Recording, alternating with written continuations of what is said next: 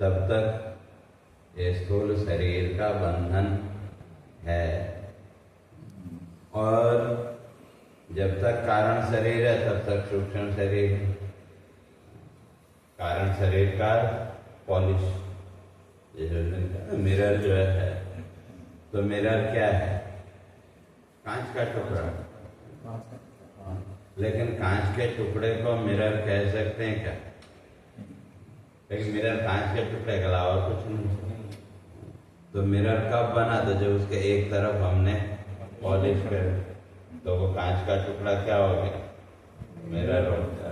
तो अब वो मिरर कब तक बना रहेगा? जब तक पीछे पॉलिश रहेगी। हाँ, तब तक वो रहेगी। अब जब वो मिरर है तो उसके लिए फिर फ्रेम आदि भी चाहिए। तो इसी तरह से जब तक ये कारण शरीर है, कारण शरीर का वैसे तो उसको कहा अज्ञान। तो कारण शरीर का जो स्वरूप है वो क्या है? अज्ञान स्वरूप। तो उसको समझने के लिए फिर ये 5 ज्ञानेंद्रियों के संस्कार, 5 कर्मेंद्रियों के संस्कार और 5 प्राण के संस्कार, तो ये 15 संस्कारों के पॉलिश। तो जब तक ये संस्कार है तब तक कारण शरीर है, और जब कारण शरीर है तो सूक्ष्म शरीर अपने आप हो जाएगा, और जब सूक्ष्म शरीर रहेगा तो वो अपने लिए स्थूल शरीर वो ढूंढ ही लेगा। तो इसलिए जो भी परिवर्तन शरीर आदि का, ठीक है, सामान्यतया बोलचाल की भाषा में आत्मा का बोल भाई, कोई चला गया, हम क्या बोलते हैं? उसकी आत्मा की शांति। लेकिन अगर देखें विचार करके तो आत्मा की शांति के लिए नहीं, तो आत्मा तो सर्वव्यापक है। तो जो व्यापक तत्व है उसमें अशांति संभव है क्या? तो फिर वहाँ जो लक्ष्यार्थ है वो यही है कि वो जो सूक्ष्म शरीर है, उस सूक्ष्म शरीर की शांति के लिए या जो भी गति है वो उसी सूक्ष्म शरीर में ही है। तो आत्मा में तो कोई, केवल ये कि वो लोग बोलचाल की भाषा में वो हम प्रयोग करते हैं, लेकिन विचार करके अगर देखें तो ऐसा नहीं है। तो यहाँ के कहते कि इसलिए अन्यानि संयाति नवानि देहि। तो वैसे फिर वो जो सूक्ष्म शरीर है तो क्या वो अपने लिए नया शरीर ढूंढ लेता है। और वो जो तत्व है, वो जो सूक्ष्म शरीर है, क्या फिर वो नष्ट हो जाए? तो क्या ऐसे नष्ट नहीं होने वाला। क्योंकि जो आत्म तत्व है, आत्मा में तो किसी प्रकार का कोई क्रिया आदि तो है ही नहीं। तो जो भी आना जाना है या परलोक आदि जो कुछ भी हम मानते हैं, तो वो गति फिर किस में है? सूक्ष्म शरीर। लेकिन सत्ता तो है आत्मा की। तो इसलिए जो सूक्ष्म शरीर है, तो क्या ये किसी भी परिस्थिति में इतनी आसानी से ये नष्ट होने वाला नहीं है। तो इसलिए यहाँ कहते हैं कि भाई नैनम चिन्नन्ति शस्त्राणि नैनम दहति पावक। तो वो जो सूक्ष्म शरीर, या यूँ कह लें सूक्ष्म शरीर अभिमानी जीव, भाई जब उसका अभिमान जीवन में आया तो क्या बन गया? जीव। इसलिए जहाँ तक जीव और ब्रह्म की अगर बात करें, तो जिसको हम जीव कहते हैं वो है क्या? वो 3 चीजें, जिसका चैतन्यम यदधिष्ठानम लिंग देहस्य पुनः चिच्छाया लिंग देहस्था तत्संगो जीव उच्यते। जैसे कोई दर्पण है, वह सूर्य की रोशनी है, तो हमने उस दर्पण को सामने करके थोड़ा सा टेढ़ा किया, तो वो जो प्रकाश है वो रिफ्लेक्ट होके कहाँ पड़ा? दीवार पर। अब वो जो दीवार है, तो दीवार पे जो लाइट है वो कितने तरह की? 2 तरह की। एक सूर्य की प्योर लाइट, तो उसमें किसी प्रकार का कोई वो नहीं है, और दूसरा उस मिरर के द्वारा रिफ्लेक्टेड लाइट। तो लाइट तो एक्चुअली एक ही है, लेकिन हमको दो दिख रहे कि नहीं, एक प्योर लाइट और एक रिफ्लेक्टेड लाइट। बस ये जो रिफ्लेक्टेड लाइट है का इसी का नाम है जीव। जो जीव है वो, ये जो रिफ्लेक्टेड जो लाइट है उसी का नाम जीव है। तो अब उसी तरह से यहाँ भी अगर देखें तो वो जो चेतना है वो तो व्यापक है। तो अब हमारा जो सूक्ष्म शरीर है उसने क्या किया, उस लाइट को, जैसे समझ लो ना सिम कार्ड, तो सिम कार्ड क्या करते हैं, भाई सिग्नल तो यहाँ है कि नहीं, जितनी भी कंपनी सबका सिग्नल है, तो वो सिम कार्ड ने क्या किया, उस सिग्नल को पकड़ा और आगे भेज। तो उसी तरह से हमारा जो सूक्ष्म शरीर है वो भी क्या करता, प्रोसेस वही है। वो जो आत्मा की जो तरंगें हैं, आत्मा की जो व्यापकता, उस लाइट को पकड़ा और उसने हमारे ऑर्गन्स के पास उसको भेज दिया। तो अब ये जो ऑर्गन के माध्यम से हमको ज्ञान हुआ कि मैं ये हूँ, मैं वो हूँ, जो भी है, तो ये जितना भी ज्ञान है ये सब रिफ्लेक्टेड नॉलेज है कि प्योर नहीं है, ये सब क्या है, रिफ्लेक्टेड।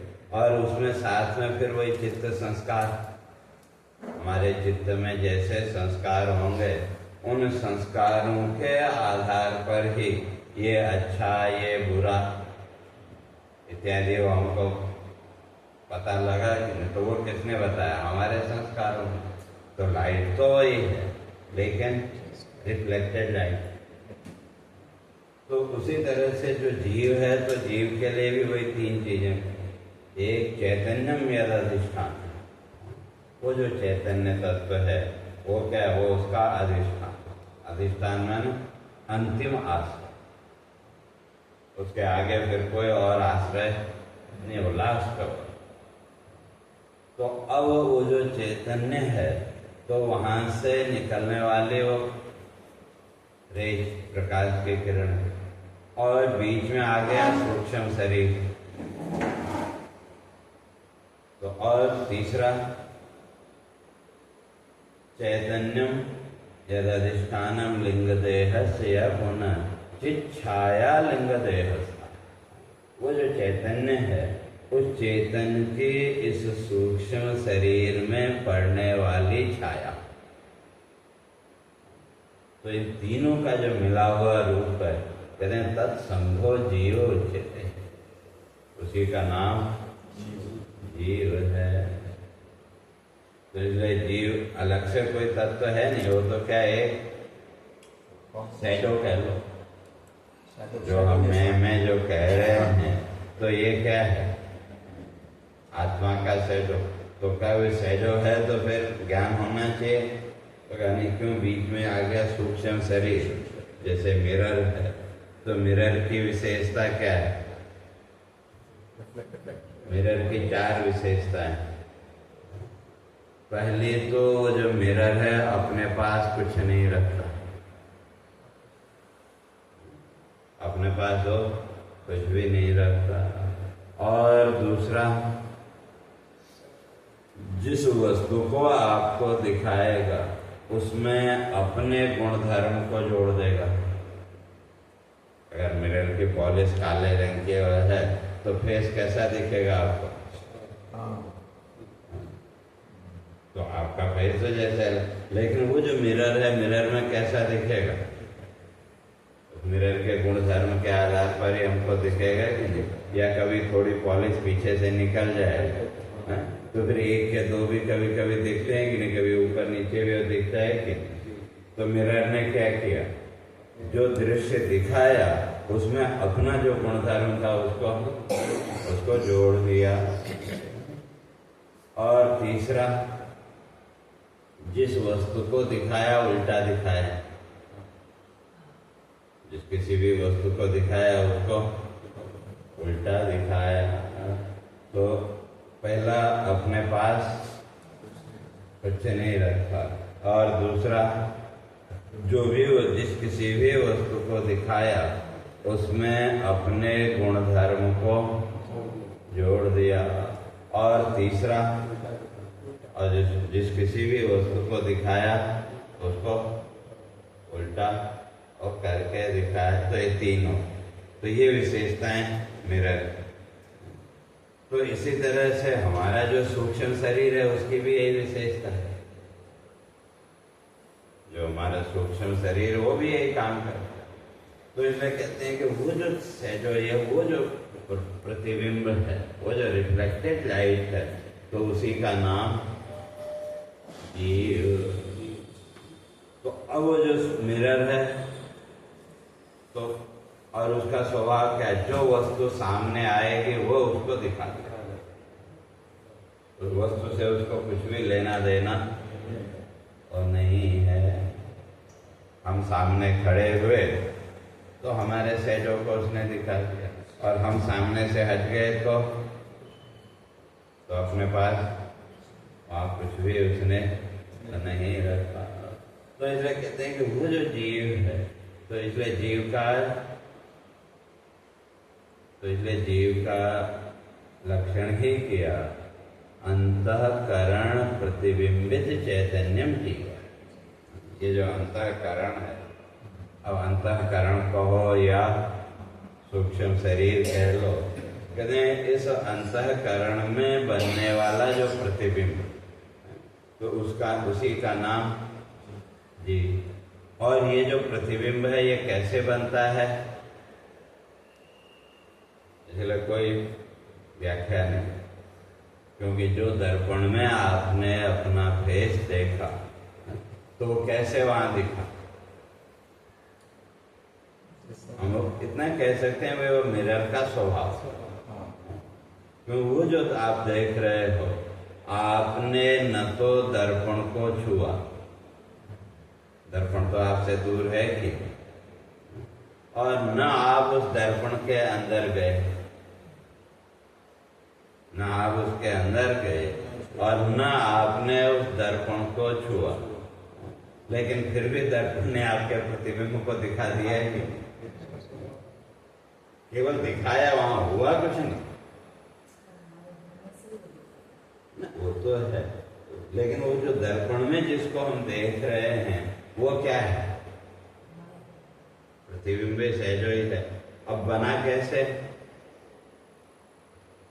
क्योंकि न तो हमने दर्पण को छुआ, न हम उस दर्पण के अंदर गए, लेकिन फिर भी वो प्रतिबिंब देख रहे हैं। और उसको हमने फिर क्या मान लिया?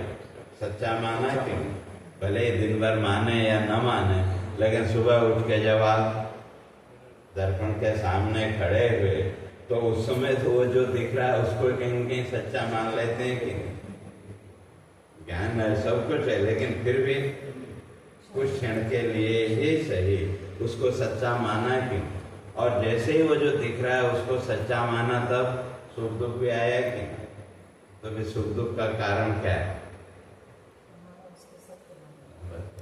नहीं, वो सुख दुख का वहां और कोई कारण है ही नहीं। हमने जो दिख रहा है तो उसको सत्य मान लिया, और जो देखने वाला है उसका उसमें आरोप कर दिया। जो दिख रहा है उसको सत्य मान करके जो देख रहा है उसको वहां प्रोजेक्ट कर दिया, और जैसे उसको वहां प्रोजेक्ट किया तो अब वो नकली भी असली सा दिखने लगा कि, और उसके साथ ये सुख दुख आदि जो भी भाव है वो, तो इसी तरह से पूरा जीवन का सुबह से शाम तक का जितना भी व्यवहार है उसका भी प्रोसेस वही है, लेकिन ये इतना फास्ट है कि जो तो हमारे पकड़ में नहीं आता। तो इसलिए कहते हैं कि वो जो सूक्ष्म शरीर का वो नैनम चिन्नन्ति शस्त्रान् का, उसको शस्त्रों के द्वारा भी काटा नहीं जा सकता, और नैनम दहति पावक का, अग्नि भी उसको जला नहीं सकती। वे आप डेड बॉडी को लेके गए शमशान में, तो इस शरीर को तो जलाया आपने, लेकिन जो सूक्ष्म शरीर है वो तो उससे भी जलने वाला। इसीलिए वहां देखो भागवत में अष्टम स्कंद में जब वहाँ गजेंद्र की बात कथा जो आती है, तो वहाँ वो जो गजेंद्र ने जब भगवान की स्तुति की, तो भगवान से मांगता क्या है? अगर हम लोग होते तो क्या मांगते कि वे ऐसा कर दो, वैसा कर दो। तो वहाँ वो स्पष्ट करता है, कहा भी मैं इस शरीर से भी मुक्त होना नहीं चाहता। क्यों? कहा कि शरीर आज नहीं तो कल एक न एक दिन अपने आप नष्ट हो ही जाएगा। तो जो वस्तु अपने आप नष्ट होने वाली है, क्या उससे मुक्ति क्या मांगू? ठीक है, थोड़ी देर के भाई, आज नहीं तो कल एक न एक दिन तो इस शरीर के बंधन से मुक्त हो ही जाएंगे। और कहा कि वे कोई भोग आदि की भी इच्छा नहीं है, तो फिर क्या चाहिए? न काल योगे न यस्य विप्लव तस्य आत्मा वर्णस्य मोक्ष। तो इसलिए कहते हैं न काल योगे न यस्य विप्लव। काल के योग से, समय के साथ जिसका नाश नहीं होता, और वो जिसका नाश नहीं होता वो क्या है? आत्म आवरण। आत्मा के ऊपर वो क्या? आवरण, पर्दा। आवरण माने ढक दे। तो इसलिए वो जो तो उसने क्या किया? हमारा जो अपने स्वरूप का ज्ञान था उसके ऊपर एक आवरण डाल दिया, और जब आवरण पड़ गया तो स्वरूप का ज्ञान कैसे आ गया? तो अब वो जो दिख रहा है हमने उसी को मैं मान लिया।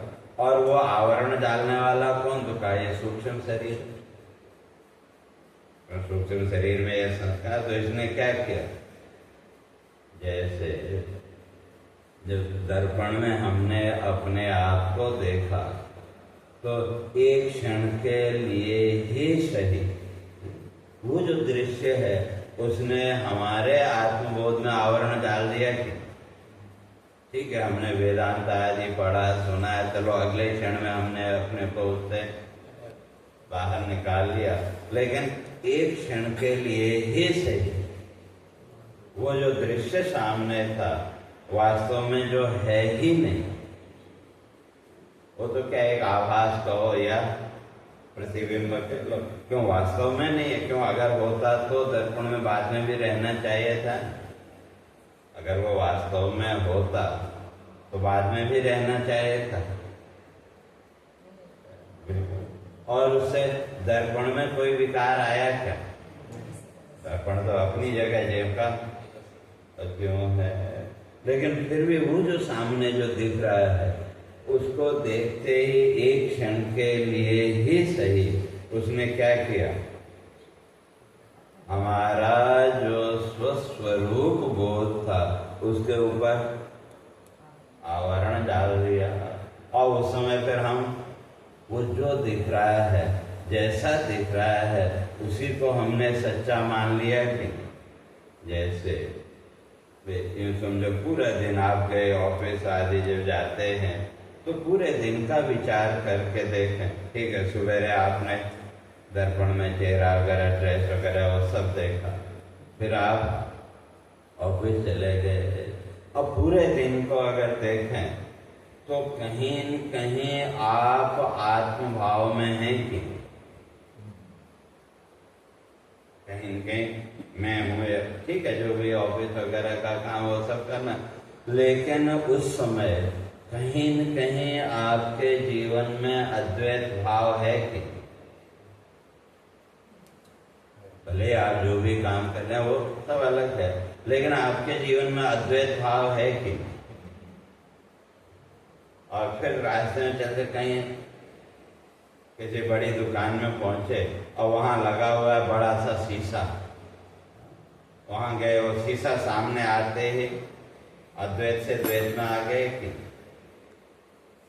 जैसे वो शीशे में अपने आप को देखा तो अद्वैत से द्वैत में आ गए। और जैसे ही द्वैत में आए तो फिर सुख दुख भी खड़ा हो गया कि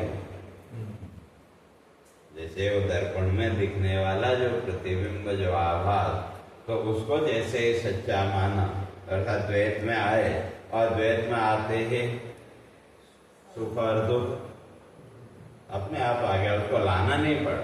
लेकिन जब तक आप अद्वैत भाव में थे तब तक तो वहां न सुख है और न दुख है।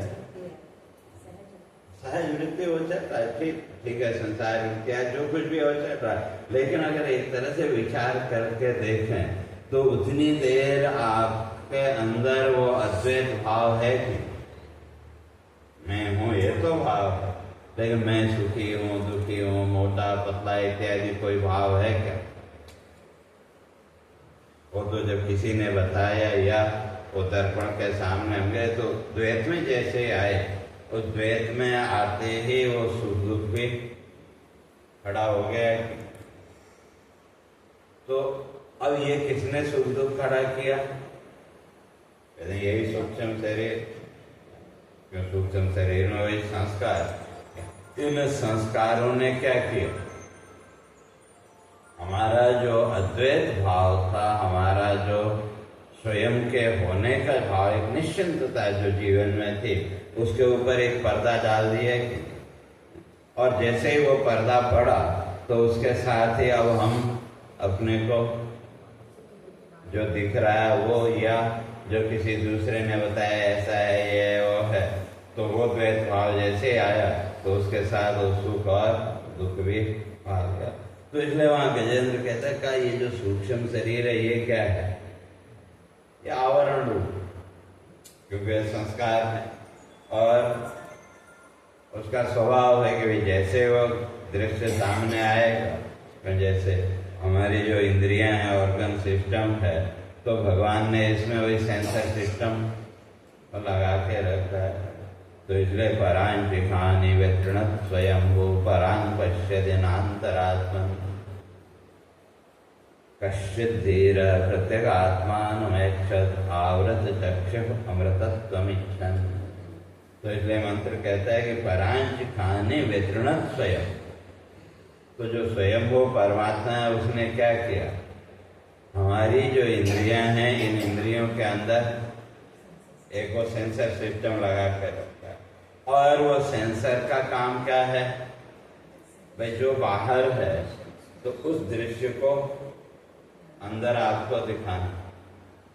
आजकल वो सीसीटीवी वगैरह वो जो भी है, और उसमें कई जगह वो सेंसर सिस्टम भी है।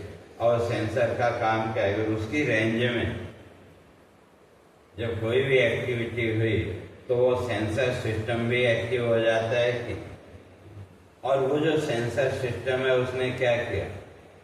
बाहर जो भी है उसका एक शैडो कह लो या उसकी इमेज कहो, तो अंदर जो आपने स्क्रीन अगर तो स्क्रीन में उसको दिखा दिया कि, तो उसी तरह से हमारा ये जो इंद्रिय सिस्टम है इसका भी काम क्या है? कहते हैं परांच। कहते हैं इनकी वृत्ति जो है तो बाहर की ओर है। जो हमारी इंद्रिया, इनकी जो सहज वृत्ति है वो बाहर की ओर। और क्यों बाहर की ओर है? तो उसका जो एक मूल कारण है कि प्रकृति का नियम है, हर वस्तु अपने मूल की ओर जाती। जैसे पानी है, नदी है, तो नदी का मूल क्या है?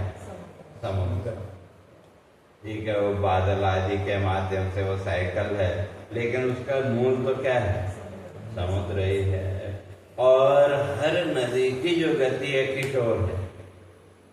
समुद्र की ओर है। तो ये प्रकृति का नियम है कि हर वस्तु अपने मूल की ओर हो जाएगी। तो इसी तरह से तो अब जो हमारी जो इंद्रियां हैं, इन इंद्रियों का भी निर्माण किससे हुआ? इन 5 भूतों से। सत्वगुण और रजोगुण के माध्यम से हमारी ज्ञानेन्द्रियां, कर्मेंद्रियां, मन, बुद्धि, प्राण आदि का। तो इसलिए तो अब हमारी जो इंद्रियां हैं इनका जो मूल है वो भी तो ये 5 भूत हैं कि, तो इसलिए इनकी सहज प्रवृत्ति किस ओर है? 5 तत्वों की ओर। क्योंकि नाक है, नाक की प्रवृत्ति गंध में, और गंध पृथ्वी का गुण, और आंख की प्रवृत्ति तेज में, और तेज अग्नि का गुण। और जो त्वचा है, त्वचा की प्रवृत्ति जो स्किन है उसके स्पर्श में, और वह स्पर्श वायु का गुण। और जो रचना है जीवा, तो उसकी प्रवृत्ति रस में, तो वो जल तत्व। और क्या कहते हैं, तो आकाश तत्व, तो आकाश का गुण है शब्द। तो और शब्द पकड़ने का काम किसका है? कान। तो इसलिए ये पांचों भूतों से क्या बनी? ये पांच इंद्रियां। तो इसलिए इनकी सहज प्रवृत्ति, वह कान की प्रवृत्ति शब्द में है, आंख की प्रवृत्ति रूप में, जीवा की प्रवृत्ति रस में, नाक की प्रवृत्ति गंध में, और त्वचा की प्रवृत्ति स्पर्श में। तो ये इनके पांचों भूतों के। तो इसलिए ये पांचों इंद्रियों की जो प्रवृत्ति है वो भी सहज में इनकी और उसका आधार फिर वही सेंसर सिस्टम कह लो। क्यों सेंसर सिस्टम के द्वारा क्या किया? वह शब्द को कान ने पकड़ा, रूप को आंख ने पकड़ा, रस को जीवा ने पकड़ा, गंध को हमारी नाक ने पकड़ा, और स्पर्श को हमारी त्वचा ने पकड़ा। अब फिर वो पकड़ के कहाँ भेजा? हमारे अंदर जो सुपर कंप्यूटर है, और वहाँ पड़े हुए हैं वो संस्कार। तो उन फिर चित्त संस्कारों ने हमको उस वस्तु का ज्ञान कराया कि ये अच्छा है या ये बुरा है। तो उससे पहले तो वो ज्ञान नहीं है। तो ये हमारा जितना भी ज्ञान है संसार का, ये भी आरोपित ज्ञान है कि, और ये जो आरोपित जो ज्ञान है इसने क्या किया? हमारे स्वयं के होने का जो शुद्ध ज्ञान था उसको ढक दिया। तो इसका कारण कौन बना? तो ये सूक्ष्म शरीर है, क्यों संस्कार तो वही है। तो इसलिए वहां गजराज बोलता है भगवान आप तस्य आत्मा आवरणस्य मोक्षम। अब मैं और कुछ नहीं चाहता। तो ये आत्मा के ऊपर आवरण रूप जो ये सूक्ष्म शरीर है, बस आप इसको नष्ट कर। और जब सूक्ष्म शरीर ही नहीं रहा तो जन्म मरण भी नहीं रहे। यही जन्म में हम चाहे तो हो सकता है सूक्ष्म पीछे पड़ के खत्म कर, हो सकता है, असंभव कुछ भी नहीं है। लेकिन उसके लिए फिर उतनी दृढ़ इच्छा शक्ति और उतनी दृढ़ता हमारे अंदर तो होनी चाहिए। इसलिए हिंदी के उन्होंने बड़ी अच्छी बात लिखी, जो होता है होने दो, जो होता है होने दो, यह पौरुषहीन कथन है। जो हम चाहेंगे वह होगा, इन शब्दों में जीवन है। तो वो उतनी दृढ़ इच्छा शक्ति, उतनी दृढ़ता। ऐसा नहीं है प्रारब्ध के हिसाब से इतने जन्म लेने पड़ेंगे तभी होगा, ऐसा नहीं है। नहीं, वो तो एक सामान्य नियम, वो तो एक सामान्य नियम है। तो इसीलिए जहाँ तक जो कर्म फल या उसकी भी बात है, तो एक जो सामान्य व्यवस्था है वो तो है, लेकिन अति उत्कट पुण्य पापानाम फलम यह उसमें कहते हैं। जीवन में अगर अति उत्कट एक्सट्रीम पाप या पुण्य है तो उनका फल हमको यहीं मिल जाएगा। और कितने दिन में? तो इसलिए उसकी जो लिमिट है हमारे ऋषियों ने वो कहा 3 दिन से 3 वर्ष के अंदर। एक्सट्रीम जो पाप या पुण्य है तो उसका जो फल है वो हमको मिल जाएगा 3 दिन से लेकर के 3 वर्ष के अंदर क्लियर हो जाएगा वो। तो उसका फल हमको जो एक्सट्रीम, बाकी जो सामान्य है उनकी तो जो व्यवस्था है वो बनी। तो इसलिए कितने कितने दिन में? तो इसलिए कहा त्रिभी मास त्रिभी पक्षे त्रिभी दिने त्रिभी वर्ष। बहुत ज्यादा होगा तो 3 दिन के अंदर उसका फल मिल जाए। उससे हल्का है तो 3 पक्ष 45 दिन, उससे हल्का है तो 3 महीने, और उससे हल्का है तो 3 साल के अंदर। इसी जन्म का पाप से 3 साल के अंदर खत्म हो जाए। हाँ, लेकिन उतनी उत्कट वो अपने अंदर वो होनी चाहिए। उस इच्छा को करने से भी तो हमारी सहज वृत्ति निकल जाती है। नहीं जो वो हो रहा है नहीं, इसलिए वो तो है ना, जैसे लोहे को काटने के लिए लेना चाहिए। लोहा चाहिए ना, तो इसी तरह से बाकी दूसरी इच्छाओं से मुक्त होने के लिए मोक्ष की इच्छा। लेकिन जो ज्ञानी है तो वो तो मोक्ष की भी इच्छा नहीं करता, वो तो जब होना हो। जो ज्ञानी है उसको तो ईश्वर से भी कोई अपेक्षा नहीं। ईश्वर के कार्य में विधान है। अगर हम नहीं, मोक्ष इच्छा को व्यवधान नहीं मानते, तो वो तो है कि मोक्ष की इच्छा तो इसलिए कि आप दूसरे संसार की इच्छाओं से अपने को बचाएं, और जब वो मोक्ष की इच्छा को लेकर फिर कर्म में प्रवृत्त होगे तो जब वो धीरे धीरे समझ में आएगा तो फिर वो मोक्ष की इच्छा भी निवृत्त हो जाएगी। क्योंकि किसका मोक्ष चाहते हो? जब तक हम शरीर से जुड़े हुए तब तक हम नहीं, वहां भी फिर प्रश्न ये उठता है भाई किसका मोक्ष? तो आत्मा का तो जब बंधन ही नहीं है तो मोक्ष कैसे हो? तो जैसे उसके लिए गुरु जी एक कथा सुनाते थे, भाई जो बंधन है, तो अब जो बंधन आत्मा में जो मानते हो वो स्वाभाविक या आगंतुक आया हुआ? दोनों ही संभव नहीं, क्योंकि जो शुद्ध वस्तु है, स्वभाव सुंदरम वस्तु न संस्कारम अपेक्षा, का जो वस्तु अपने आप में स्वभाव से सुंदर है तो उसको कैसे सुंदर बनाओ? जैसे घर में भी हम कहते हैं ये कपड़े साफ कर दिए या बर्तन साफ किए, तो बर्तन साफ किया कि उसके ऊपर की मैल साफ की?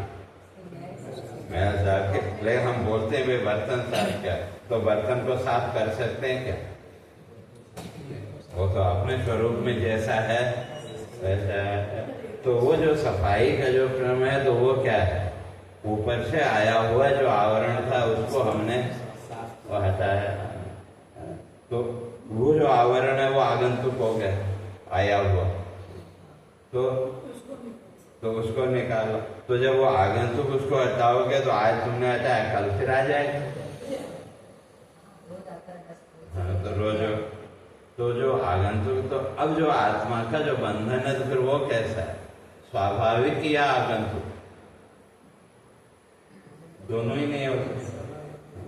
क्यों? अगर स्वाभाविक बंधन है तो क्या, जब बंधन ही उसका स्वभाव है, जैसे चूहा है, भाई चूहे हो जाए तो आपने चूहेदानी रखी, भाई दयालु से आपने मारा नहीं तो उसको सुबह उठ के बाहर छोड़ के आए, तो आपने छोड़ा और जैसे हुआ तो आपके घर से निकल के वो पड़ोस के वहां पहुंच गया, और उसने भी वहां चूहेदानी लगा रखी थी, तो अगले दिन उसने पकड़ा, उसको बाहर छोड़ा, फिर वो घूम के आपके यहाँ आ गया। हम कहते हैं भाई चूहे बहुत हो गए। तो अब बंधन में बंधना जिसका स्वभाव है तो उसको आपने मुक्त भी कर दिया, तो कल वो फिर बंधन में नहीं बंधेगा, इस बात की क्या गारंटी? तो आत्मा का जो बंधन है, फिर प्रश्न में भी वो स्वाभाविक है क्या? तो स्वाभाविक नहीं हो सकता। नहीं, इसीलिए तो भाई फिर मुक्ति आई थी किसकी? तो आत्मा के तो कोई आए नहीं। तो अब वो जो बंधन नहीं, सूक्ष्म शरीर तो बंधन वही संस्कारों के कारण ही है। तो अब जो लोग कहते हैं कि आत्मा की मुक्ति है, तो आत्मा की मुक्ति कैसे संभव?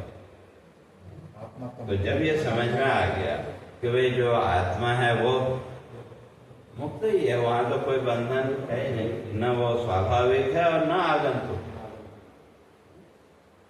अगर कहें कि भाई बंधन आया हुआ है, तो जब वो आना उसका है, तो भाई आज उसने बंधन को स्वीकार किया तो कल को भी वो स्वीकार कर सकता है। इसलिए आत्मा में तो किसी प्रकार का कोई बंधन है ही नहीं। तो जब बंधन ही नहीं है तो फिर मुक्ति किसकी? जिस दिन ये बात समझ में आ गई तो उस दिन वो मोक्ष की इच्छा भी अपने आप, भाई किसके मोक्ष की इच्छा हम कर रहे हैं?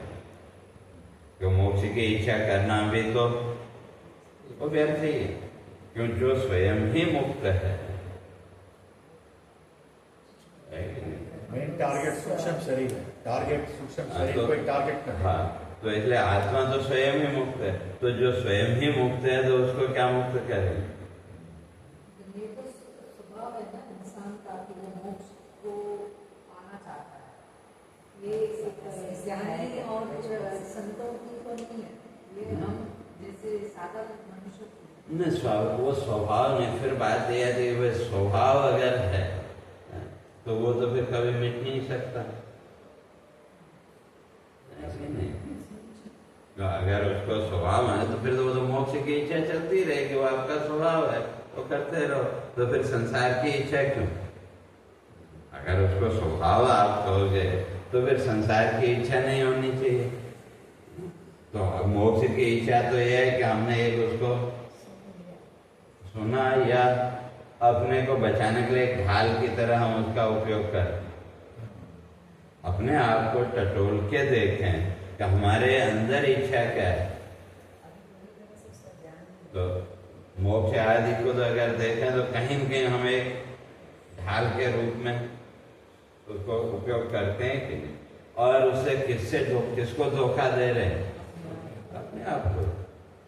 अब सोचते हैं कि वे दूसरे को गए, लेकिन अपने आप को भी धोखा दे नहीं सकते, क्योंकि आपके अंदर की जो स्थिति है उसको आप जानते हैं कि नहीं। तो आप अपने आप को धोखा दे सकते हैं क्या? लेकिन पूरा जीवन काम वही करते, तो अपने आप को धोखा दे नहीं सकते। लेकिन पूरा जीवन अगर देखें तो मैं ये हूँ, मैं वो हूँ, जितनी भी ये मान्यताएं, ये धारणाएं, ये सब क्या है? अपने आप को धोखा देना है।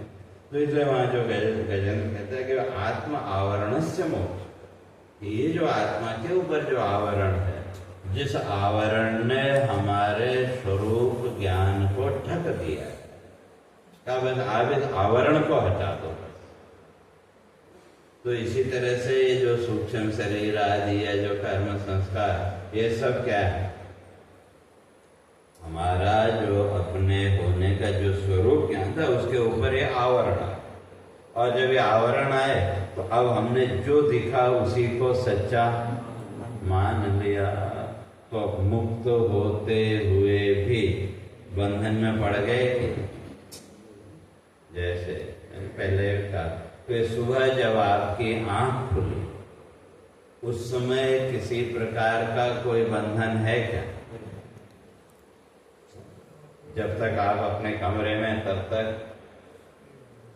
या यूं कहेंगे जब तक आपके मन में ये संसार भाव नहीं आया, तो तब तक किसी प्रकार का सुख दुख है क्या? न सुख और न दुख। जैसे ही कमरे से बाहर आए तो अब जो दृश्य आपके सामने आया, उस दृश्य के संस्कारों के अनुसार हमने अपने को वही माना कि, तो अब जो हमने अपने को माना किसके आधार पर? उस दृश्य, जो भी दृश्य, उस दृश्य के चित्त संस्कार जो हमारे हैं उसके आधार पर। तो अब ये जो चित्त संस्कार है, इन्होंने क्या किया? हमारे उस शुद्ध स्वरूपता को ढक दिया कि नहीं? तो ये सब आवरण, तो इसने हमारे जो आत्म स्वरूपता है उसको ढक दिया।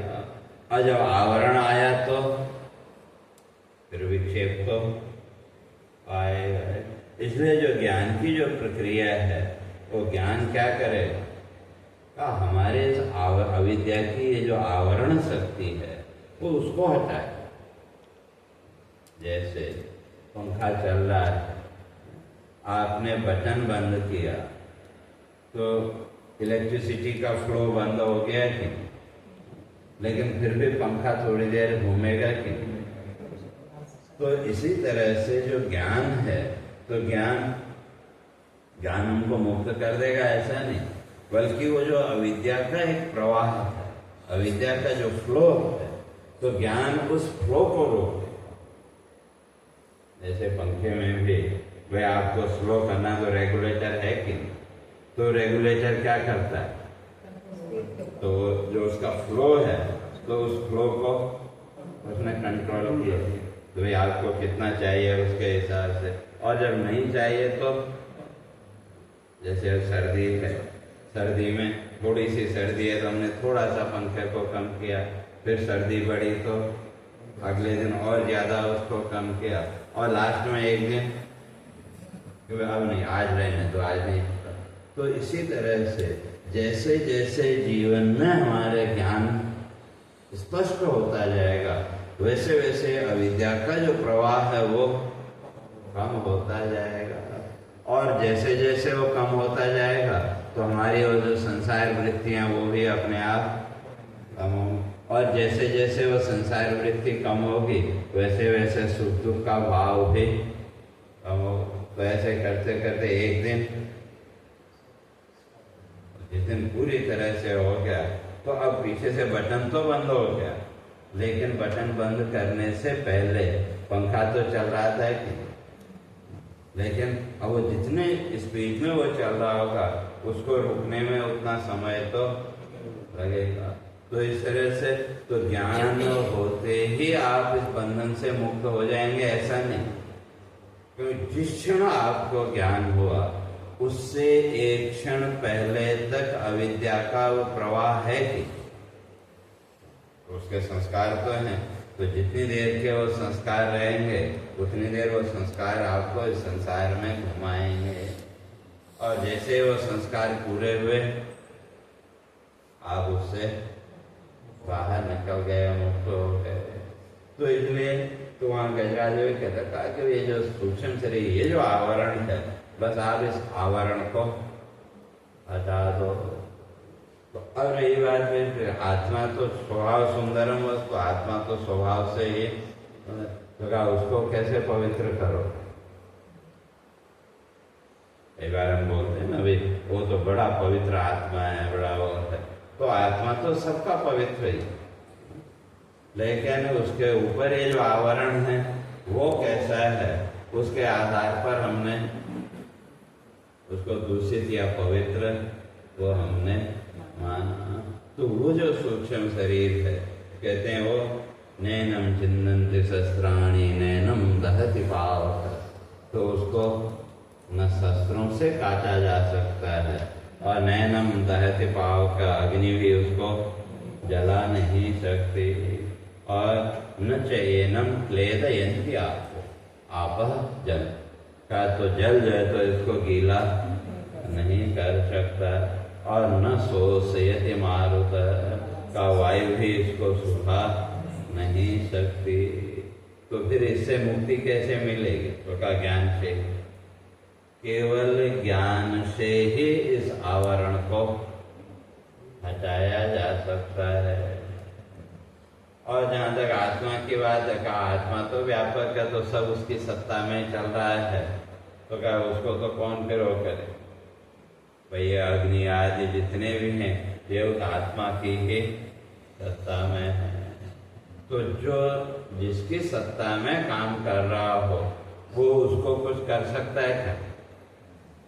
उसको कुछ नहीं कर। तो इसलिए यहाँ अर्थ वही सूक्ष्म शरीर से। और ये कैसा है? तो का अच्छेद्यो अयम अदाह्योयम अक्लोयद्यो असोस्यैव च नित्यः सर्वगतः स्थाणुः अचलोयम सनातन अच्छेद्योयम, तो का इसके टुकड़े भी संभव नहीं है, और अदाह्योयम का इसको जलाया भी नहीं जा सकता। अक्लेद्यो असोस्यैव, ऊपर की बात फिर से भगवान दोबारा वही कह रहे हैं, तो गाइस ये जो तत्व है इसको बिगाया है, कुछ भी इसमें संभव ही नहीं है। तो इसलिए ऊपर वाले श्लोक में सूक्ष्म शरीर का वर्णन, 30वें श्लोक में सूक्ष्म शरीर की चर्चा, और 24वें में आत्म तत्व की चर्चा। तो इसलिए ये जो आत्म तत्व है ये कैसा है? नित्यः सर्वगतः स्थाणुः अचलोयम सनातन। तो कहते हैं वो जो आत्म तत्व वो कैसा है? नित्य है, नित्य है और सर्वगतः, सब जगह। जैसे आप इस ब्रह्मांड में कहीं भी जाएं, आकाश आपको पहले से मिलेगा कि नहीं? कहीं भी जाएं, किसी भी ग्रह में आप चले जाएं, तो आकाश के बिना जा सकते हैं क्या? तो आकाश तो आप जहां भी गए वहां आकाश पहले से है कि? तो इसी तरह से वो जो आत्म सत्ता है, वो आत्म प्रकाश है, वो सर्वगत सब जगह। जैसे आप माना यहाँ से गए बेंगलोर और रात को ट्रेन ली और ट्रेन में आप सो गए, जो भी 5-6 घंटे का समय आराम से आप सोते रहे और सुबह पहुंचे बेंगलोर। तो ये 5-6 घंटे का जो समय था, तो रास्ते में कौन सा स्टेशन आया, क्या हुआ, गाड़ी कहाँ खड़ी हुई, कुछ पता है? कुछ पता। तो अब जब सुबह आपकी आंख खुली, तो आपका जो स्वयं के होने का अनुभव है, उसमें कोई अंतर आया क्या? तो कोई अंतर नहीं आया। लेकिन इतनी देर तो आपको कुछ भी पता, देश भी बदल गया, समय भी बदल गया, और जीवन की परिस्थितियां जो हैं वो भी बदल गई। तो फिर भी आपका अपने होने का अनुभव जैसा था वैसे का वैसा ही है कि नहीं? तो क्यों? कि वो तरंग आत्मा का वो जो प्रकाश, तो हमारा जो रिसीवर सूक्ष्म शरीर, उसने जिन तरंगों को पका, वो तो वही है कि? जैसे मोबाइल है, कोई मोबाइल आपने स्विच ऑफ किया, तो वहां जाके जैसे वो ऑन किया, तो जिस कंपनी का आपका मोबाइल है वो उसी का सिग्नल दिखाता है कि? तो अब वो सिग्नल है कहाँ? अगर ऐसे ढूंढने जाए तो वो जो सेट है या उसमें जो सिम कार्ड है, उसने उसको रिसीव किया और सामने। तो उसी तरह से हमारा ये जो सूक्ष्म शरीर है, ये भी क्या है? वो जो आत्मा की तरंगें हैं, उनका ये रिसीवर, और वो तरंगें तो इस पूरे ब्रह्मांड में आप कहीं भी जाएं, सब जगह आपको। इसलिए वो जो आत्मा की जो व्यापकता, तो फिर किस रूप में? वही तरंग रूप से, प्रकाश रूप से वो सर्वत्र व्यापक है। क्यों? आप कहीं भी जाएं, आपका स्वयं के होने का जो अनुभव है, वो समय का परिधि, वो सब अनुभव आपके बदले, लेकिन स्वयं के होने का अनुभव नहीं बदला। इसलिए कहा नित्य सर्वगतः। और है कैसा? स्थाणु। स्थाणु माने ठूंठ, स्थिर भी कह सकते हो। तो जैसे पुराने जंगलों में जो ना बड़े बड़े जो पेड़ हैं, वे पेड़ काटा तो उसकी जड़ का जो भाग रह गया, उसका कोई उपयोग नहीं, तो वो पड़ा रहता है। तो उसको हिंदी में बोलते हैं ठूंठ। मतलब जिसमें किसी प्रकार की कोई क्रिया है ही नहीं। तो अगर वो उसमें भी अगर प्राण वृत्ति रहेगी, तो फिर उसमें से अंकुर निकल आते हैं, तो वहां से वो वृत्ति भी हट गई। तो अब वो जो ठूंठ है, उसमें किसी प्रकार की कोई क्रिया है ही नहीं। तो कहते हैं फिर वो आत्मा क्रियाशील होगा? कहते हैं नहीं, वो भी नहीं। वो तो कैसा है? स्थान और ठूंठ की तरह, वो जहाँ है अपनी जगह है, बस उसमें कोई क्रिया भी नहीं है। और अचलोयम सनातन, तो अचल, अचल माने उसमें एकदम स्थिरता, चंचलता आदि कुछ भी नहीं है। तो कहा कि वे फिर जाने कैसे, और ये है कैसा? तो कहा सनातन। और सनातन का इटर्नल भी आप कर सकते हैं, लेकिन ग्रामर की दृष्टि से अगर देखें, सत एव यस्य आयतन का, जिसका एकमात्र सत्य ही जिसका आधार है, तो वो सनातन। इसलिए हमारे जो धर्म में हम भी क्या बोलते हैं? सनातन। तो सनातन का अर्थ क्या है? कि संसार की सब मिथ्या उसमें हम नहीं पढ़ते, बल्कि हमारा जो भी जीवन का आधार है वो क्या है, वो सत्य है। वो सत्य ही जिसका आधार है तो उसका नाम सनातन। या उस तत्व को, सनातन तत्व को फिर अगर जानना है तो कैसे जान सकते हैं, तो कहा सत्य के सहारे ही उसको जाना जा सकता है। और जहाँ तक सत्य है, सत्य के भी दो है, एक सापेक्षिक सत्य और एक निरपेक्ष सत्य। तो सापेक्षिक सत्य का जैसे एक बच्चा है, उसको आज बच्चा कहना सत्य है कि नहीं, और 10 साल बाद जब होगा उसको बच्चा कहोगे तो उसको कोई, तो वो सापेक्षिक सत्य को दूसरा है, दूसरे युवा आदि हैं, तो इसलिए वो बच्चा है। और अगर वो अकेला ही हो तो उसको बच्चा कहोगे कि जवान कहोगे? नहीं, कुछ कह नहीं सकते। पर जब एक ही है, दूसरा कोई है ही नहीं, बताने वाला है, कोई और बताने वाला है। नहीं, बस जब ये तत्व एक ही है, लेकिन उसको बच्चा कहोगे कि बूढ़ा की जवान? स्वयं में अकेले नहीं, तो उसको कुछ नहीं कहते, बच्चा बूढ़ा जवान या कोई शब्द है। तो जब उसके सामने कोई बूढ़ा व्यक्ति आया तो उसके सामने भाई ये जवान है, ये बच्चा है, तो ये क्या हो गया, सापेक्ष सत्य। तो जहाँ द्वैत है तो ये सब जब संसार हमको सत्य सा दिख रहा है कि नहीं, लेकिन ये शाश्वत सत्य नहीं है, तो ये सापेक्ष या थोड़ी देर का, ये हमेशा का सत्य नहीं है।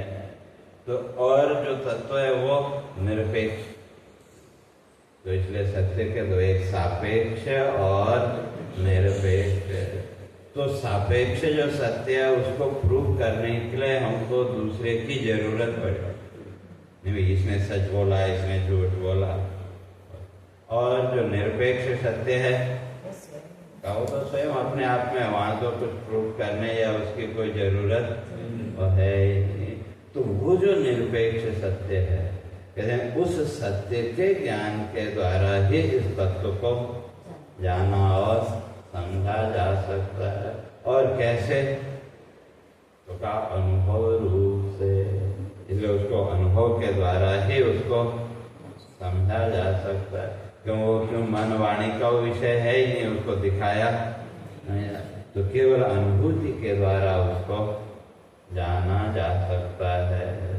तो उसी को आगे कहते हैं कि अव्यक्तोयम अचिन्त्योयम अविकार्यो अयम उच्यते। तो इसलिए वो जो तत्व है जो सनातन है, अव्यक्त है का, उसको रूप आदि के माध्यम से उसको प्रकट नहीं किया जा सकता। तो ये जितने भी रूप हैं, ये हमारी कल्पना है कि भगवान का ऐसा रूप होगा, ऐसा रूप होगा, ये हमारी कल्पना है। या यूं कहें, अपनी साधना को आगे बढ़ाने के लिए हमको कोई एक सिंबल चाहिए। तो इसलिए उस सिंबल के रूप में जो भी मूर्ति आदि हैं, हमने उसकी एक कल्पना कर ली कि भगवान का ऐसा रूप होगा, लेकिन ऐसा ही है ये कोई नहीं कह सकता। तो इसलिए कहते हैं अव्यक्त होयम। तो वो जो तत्व वो भौतिक वस्तुओं की तरह उसको हम प्रकट नहीं कर सकते। तो कैसे तो उसकी चर्चा